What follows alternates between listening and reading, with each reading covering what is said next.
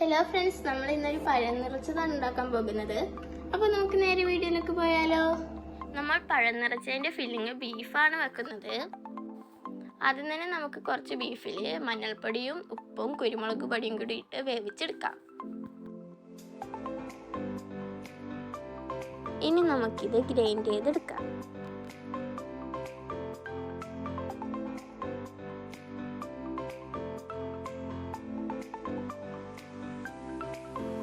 ഇതിനു വേണ്ടി മസാല തയ്യാറാക്കാൻ വേണ്ടി ഞങ്ങളിവിടെ കുറച്ച് ചെറിയ ഉള്ളിയാണ് എടുത്തിരിക്കുന്നത്.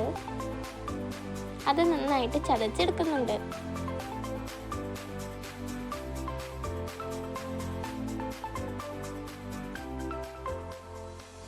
ഇനി നമുക്ക് ചൂടായ എണ്ണയിലേക്ക് ഉള്ളി ഇട്ട് കൊടുക്കാം.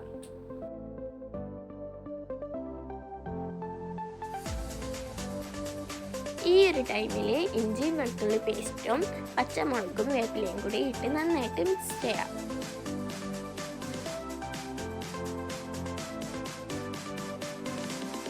ഇനി നമുക്ക് ഇതിലേക്ക് പൊടികളൊക്കെ ആഡ് ചെയ്ത് കൊടുക്കാം. 1 സ്പൂൺ മല്ലിപ്പൊടി, മുളക് പൊടി, 1/2 സ്പൂൺ മഞ്ഞൾപ്പൊടി, 1/4 ടീസ്പൂൺ ഗരം മസാലയും കൂടി ഇട്ട് നന്നായിട്ട് മിക്സ് ചെയ്യാം. ഇനി നമ്മുടെ ആ ബീഫും കൂടി ഇതിലേക്ക് ഇട്ട് കൊടുക്കാം.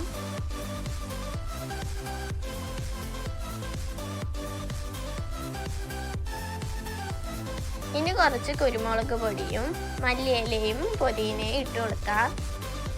ഇനി നമുക്ക് കുറച്ച് ഉപ്പും കൂടി ഇട്ട് കൊടുക്കാം.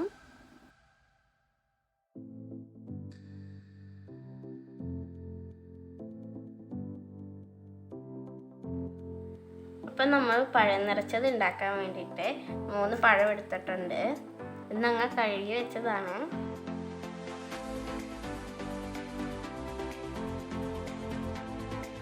നമുക്ക് ഇതിൻ്റെ സെൻറ്ററായിട്ടൊന്ന് മുറിച്ചെടുക്കാം. ഇനി നമുക്ക് ഈ പഴത്തിൻ്റെ ഉള്ളിലെ കായൊക്കെ മാറ്റിയെടുക്കാം. എന്നാൽ മാത്രമേ ഇതിൻ്റെ ഉള്ളിൽ ഫില്ലിങ് വെക്കാനുള്ള സ്പേസ് കിട്ടുകയുള്ളൂ.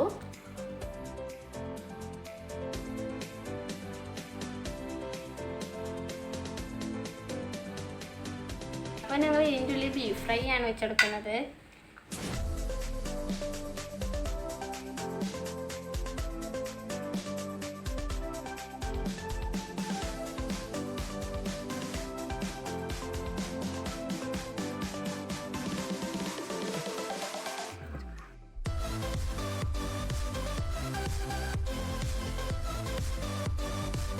ഞങ്ങൾ തേങ്ങയും കാഷ്യൂവും പഞ്ചസാരയൊക്കെ ഇട്ട് റോസ്റ്റ് ചെയ്ത് വെച്ചേക്കുന്നതാണ്.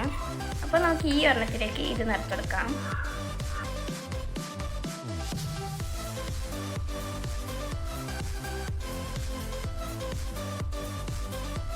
അപ്പോൾ ഇനി നമുക്കിത് മൈദയിൽ മുക്കിപ്പൊരിക്കാം.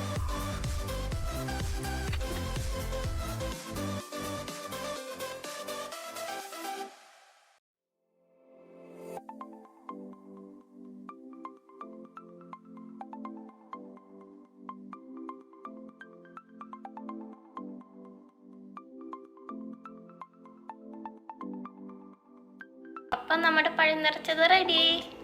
അപ്പം നമുക്കിതൊന്ന് കട്ട് ചെയ്ത് നോക്കിയാലോ.